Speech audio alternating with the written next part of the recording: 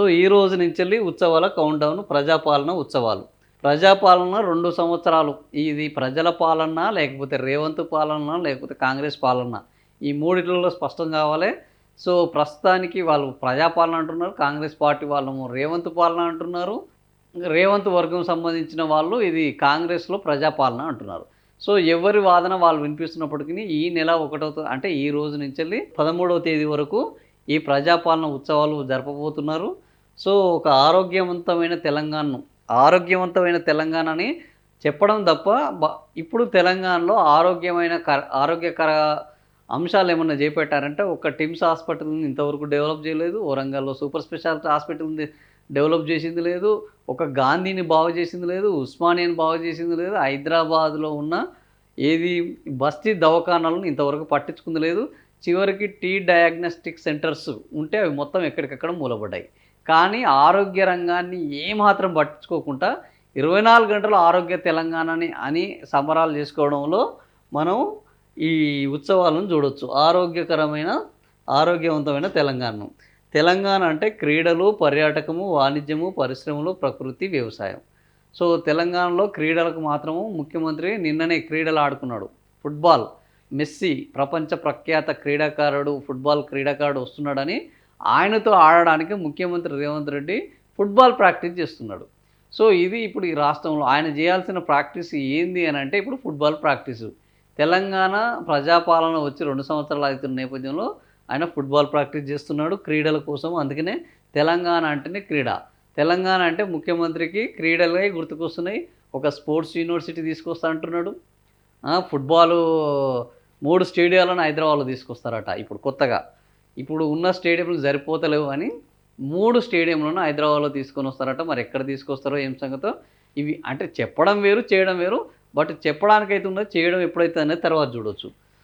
So ఇవన్నీ కూడా రాష్ట్ర పాలసీలు. పర్యాటకం ఇంతవరకు తెలంగాణలో కాంగ్రెస్ పార్టీ వచ్చిన తర్వాత పర్యాటకం ఎక్కడికక్కడ మొత్తం ఇంకా గింత జీరో నెట్ సిటీ అంటాం కదా, జీరో పర్యాటకంగా మారింది. ఈ రాష్ట్రంలో గతంలో విపరీతమైన పర్యాటక క్షేత్రాలను ఏర్పాటు చేసుకుంటే కాంగ్రెస్ ప్రభుత్వం వచ్చిన తర్వాత ఒక్క పర్యాటక క్షేత్రాన్ని డెవలప్ చేసింది లేదు.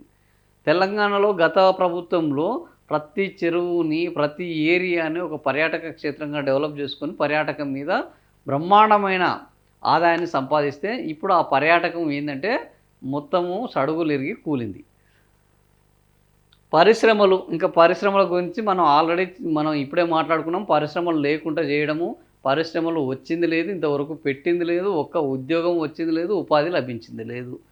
ప్రకృతి, వ్యవసాయం ఎట్లా ఉంది మనకు తెలుసు. కనీసం రైతులకు మన ఎరువులు దొరకక ఎంత ఇబ్బంది పడ్డారు. ఇప్పుడు ధాన్యం కొనుగోలు లేవు, వాళ్ళకు బోనస్ ఇచ్చేటోళ్ళు లేరు. ఆ తర్వాత మోంతా తుఫాన్ తోటి దెబ్బతిన్న రైతులను 4.5 లక్షల ఎకరాల్లో దెబ్బతింటే 1,00,000 ఎకరాలకు దాన్ని కుదించి ఆ 1,00,000 ఎకరాలను కూడా డబ్బులు ఇచ్చింది లేదు. ముఖ్యమంత్రి రేవంత్ రెడ్డి ఈ దెబ్బతిన్న ప్రాంతాలకు వెళ్ళి, తుఫాను బాధిత ప్రాంతాలకు వెళ్ళి హామీలు ఇచ్చిన చోట ఇప్పటివరకు రూపాయి ఇచ్చింది లేదు. రైతన్నుల పరిస్థితి నానా అధ్వానంగా ఉన్నది. కానీ ఈ తెలంగాణ అంటే ఏందయ్యా అంటే రైతన్నలు అంటున్నారు, వ్యవసాయం అంటారు. ఇది అంటే చెప్పేది ఒకటి, చేసేది ఒకటి. వీటికి సంబంధించి ఇప్పుడు ఉత్సవాలు కొనసాగబోతున్నాయి. సో సోమవారం నుంచి ఉత్సవాలు. మాకు role model China, Japan, Germany, దక్షిణ కొరియా, సింగపూర్లు మా పోటీ అభివృద్ధి చెందిన దేశాలు. ఆయా దేశాల నుంచి పెట్టుబడులను తీసుకురావడానికే మేము ప్రయత్నాలు చేస్తున్నాము. ఏదో కోల్పోతున్నామని ఆయా దేశాల్లోని పెట్టుబడిదారులు అనుకునేలా పారిశ్రామికవేత్తలను తెలంగాణకు. సో ఇక్కడ పెట్టుబడి పెట్టకపోతే వాళ్ళు ఏదో కోల్పోతున్నారన్న ఫీలింగ్ని వాళ్ళకి జనరేట్ చేస్తారట. సో ఇది ముఖ్యమంత్రి యొక్క ఆలోచన. ఈ సందర్భంగా తెలంగాణ రైజింగ్ గ్లోబల్ సమ్మిట్ 2047 ఆహ్వాన పత్రికను ముఖ్యమంత్రి ఆవిష్కరించారు. సో ఇందులో మంత్రివర్గం మొత్తం పూర్తి స్థాయిలో పాల్గొన్నది. ఇది ఈ రోజు నుంచి 13వ తారీఖు వరకు 13 రోజుల పాటు తెలంగాణలో ఉత్సవాలు ప్రారంభం కాబోతున్నాయి.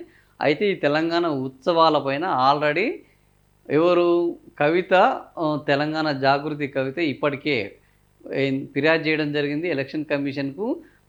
ఎలక్షన్ కోడ్ అమల్లో ఉన్నది. ఎలక్షన్ కోడ్ అమల్లో ఉంటే ముఖ్యమంత్రి రేవంత్ రెడ్డి ప్రభుత్వ నిధులతోటి ఒక ప్రచారాన్ని నిర్వహిస్తున్నారు. ఇది ఎన్నికల నిబంధనలకు విరుద్ధము అని ఆమె ఇప్పటికే ఒక ఫిర్యాదు అయితే చేశారు. మరి దీని మీద ఎలక్షన్ కమిషన్ స్పందిస్తుందంటే మనకు డౌటే అని చెప్పొచ్చు. ఎందుకంటే ఎలక్షన్ కమిషను గత ఎన్నికల్లో జూబ్లీ హిల్స్ ఎన్నికల్లో గూడా అనేక ఫిర్యాదులు చేసినా పెద్దగా పట్టించుకున్న సందర్భాలైతే లేవు.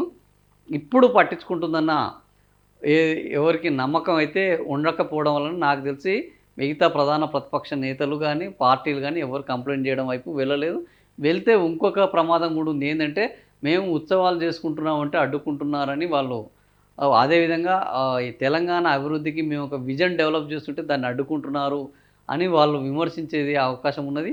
సో, ఇప్పుడు ఈ అడ్డుకొని, విమర్శించి దీన్ని మరింత ఎక్కువ స్థాయిలోకి తీసుకెళ్లడం కంటే ఊకోవడం ఉత్తమం.